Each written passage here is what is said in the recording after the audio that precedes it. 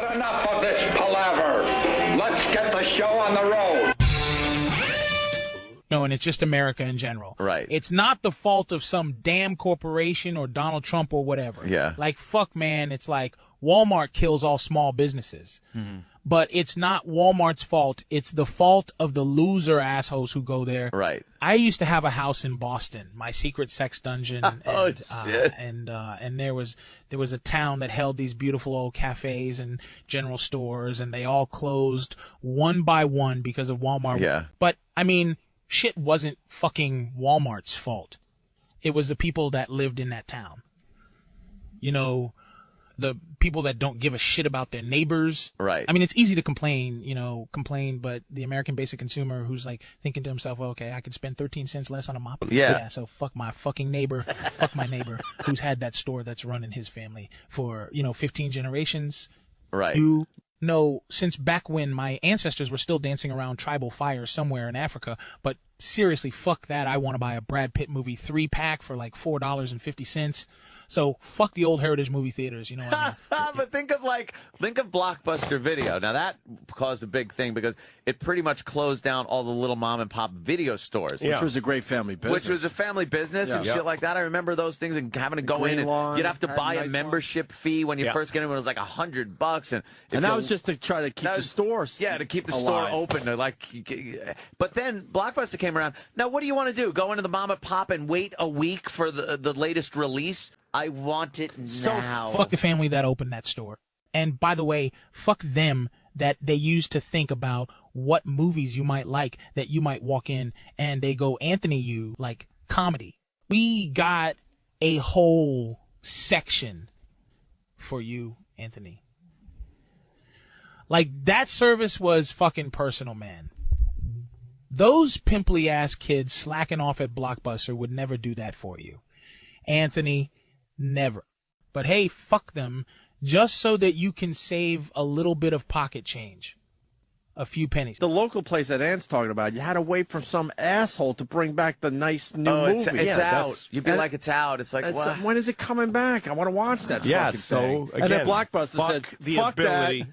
that. The Blockbuster said, look, we could just put 100 copies on the shelf. So you're thinking the whole loyalty thing should outweigh the convenience? Absolutely, because you're supporting somebody who is, there's a human being and a family who's living off that business, and they give a shit about you. It's also kind of like bookstores. I mean, a bookstore is not just a place you go and buy books, dude. It's a place where somebody expresses themselves. And I mean, it's not just America. Right. It's everybody everywhere. Every bookstore has exactly the same books now. I mean, it's depressing. People don't realize how massive it used to be. You go to that bookstore, you're going to get some weird off-color books for whatever your fucked up personality traits were. Some days you'd go into some random-ass bookstore, and sitting right there would be maybe a right-wing bookstore, left-wing bookstore, whatever.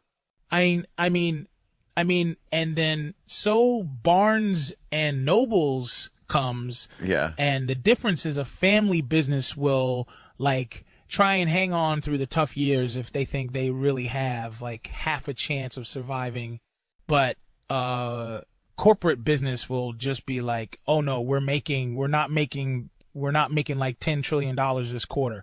Let's just pull up stumps, take our bat and ball home. Boom. So now there's no more fucking bookstores. That's fucking amazing. Or video stores. Yeah. No bookstores, no video stores. Right. The big Barnes Noble on the Upper West. Given your thinking, though, wouldn't we never progress? With everything. Wouldn't we not look at the automotive business, which is horrible now, of course, because of the outsourcing and everything. But early on, there were guys working those lines. What about the technology to come in and use robots that did eliminate jobs, but it makes the car better and faster? And yeah, but that's exactly the thing. These things like bookstores and video stores, they weren't improved. They were destroyed, and a book is not a car. It's not a product that needs to be perfected like a technology. It's about having a way of life. But now you just download it on Kindle. Exactly, but it's rubbed out a whole getting out of your house and going to a bookstore, meeting the bookstore guy and other people. Shit, man, I can't tell you how many times I used to get fucking laid by going to bookstores. Oh, shit. Like, if I had a penny every time, I wouldn't have to ever come and do this fucking show ever again. I'd never have to wake up at 5:30 and cross the bridge and get into this shithole to be here on time. Like, and not just me. People used to get laid just by going to a bookstore and standing in a section that makes you look smart, and then a chick comes being all like, "Oh, do you also like this book?" This book? Oh, sure. I'm perusing this. Yeah, you can't be do like, that anymore. "Yeah, I sure do, bitch." Also, when's the last time someone told you your breath stinks? Right. I mean, I've told you losers many times how I grew up in Boston Right. with my moms, and there was a place in Harvard Square called what was the name? I can't remember, something like the Coffee Hub. Anyways, this was a place that was obsessed with coffee, and they had that shit from all around the world, and they'd have stuff like you'd get like a cappuccino, and they'd shave chocolate onto it. You know, not like a canister of chocolate powder. It took time. I mean, They had a cheese grater and a block of chocolate, and they'd shred chocolate onto the thing. Like, that's like how good. You sound like my grandfather. No, if my you- grandfather talking to me. You don't even understand. No, the you- old- Yeah, and you'd fucking just go to the coffee hub if you were super hungover or super tired from face fucking hoes all night. And you'd sit there on those cold-ass metal seats, like trembling, and they bring you this thing that would just change your life. Or they go, "Yo, fat boy, we just got in some exotic Turkish coffee. Oh, that sounds good. Does your fat diabetic ass want to give it a try?" But, you know, so then Starbucks opens down the street from that coffee hub place. And Anthony, you know, man, coffee hub tries to hang on. So Starbucks opens another one, like on the exact opposite side of the street this time. And it ain't like them Starbucks niggas are doing so great anyways. They just kind of want to open another one to try and kill it off. And they just keep opening those piece of shit Starbucks coffee stores all up and down the fucking street. Oh, And shit. finally, Coffee Hub is like, man, fuck this shit. Let's just close down and reopen as a Starbucks franchise. And in a few months or a year or two, after all this fucking shit has gone down, you're just left with one choice. You can get that shit Starbucks quality, or your fat ass can buy a coffee machine for your house, and you'll get sick of using and cleaning that piece of shit after a few months. Then you're a grand or two poorer and still going to Starbucks. So I remember wow, I remember the lumber stores. I remember we did a lot of and you go renovation to on the our old lumber. house because we had 7 kids, small house, where we were constantly adding rooms and this and that. mom and pop lumber shops. Mom and pop. Yeah. I would get in the car with my dad. I remember like it was yesterday. We'd go to the local lumber guy. He knew my dad's first name. We got this for you. We made your pile. It's Putting all a dormer set. on the house, are you? And- Yep. Well, you're But I gonna know- need some of that. No, I'll come over here. I'll help you out. But you need that for the joists. But it was a social thing too, man. And yes, I agree, there's sad people working there. The buying of the lumber is not a happy exchange.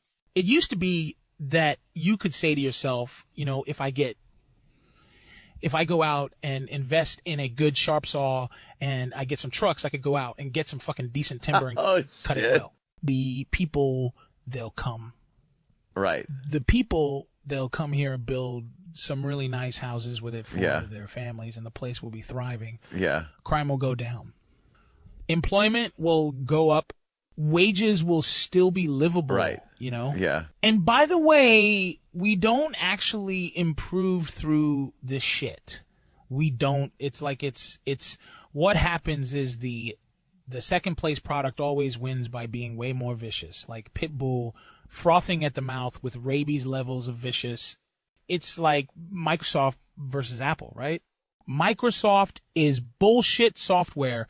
It's hard compared to Apple. It's horrible. But Bill Gates is a capitalist, and he was vicious. There was a point where Ambition. we all thought Apple was gone. And he fought Apple. And so for some years anyway, America lived on shitty computer technology because of his vision and over-the-top marketing techniques. I mean, another great examples from my Boston days was vertical helical scan tapes. those analog tapes versus beta. And I'm not talking beta faggots like the guys calling into my Black Phillip show either. Oh, shit. Beta is still used today. Actually, beta videotape is still what most TVs or what most TV shows are shot on. And we all watched the other tapes because that company's head honcho boardman, marketing people said, we make the second best. So we're going to act all aggressive and fucked up. We're going to be cutthroat and pay off people and pay off people and go to litigation and like sue Beta. And we're going to keep bleeding Beta's reserves in the courts. So everyone gets those shittier versions of the tape technology. But don't get me wrong, and this shit has been going on for centuries. This is it's just Tesla and Thomas Edison from back in the day. You know what I'm saying? Like Tesla, this one guy's a genius and is selling a beautiful invention. The second place guy copies it and does a shit job of copying, by the way, and he takes him to court in basically every damn state in America. He muscles the smart guy out of the way. He fights him and outrageously attacks his credibility. And wham bam, thank you, ma'am. We all have to buy the shitty product that's on the shelves simply because it lasted the battle between the two inventors for the longest time.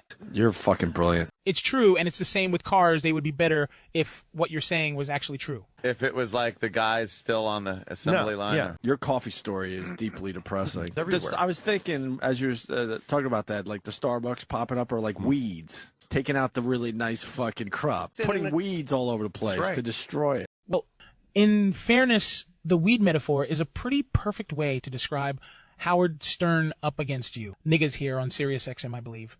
Anyways, what are we talking about after the break? The woman with two vaginas. One where it's supposed to be and one where her mouth normally is. Shit, man. I thought that was normal. At least that's always been how I treat a bitch's mouth. And you better like and subscribe if you just listen to all this shit. Otherwise, my nigga, I'll use your girl's mouth as a vagina as well.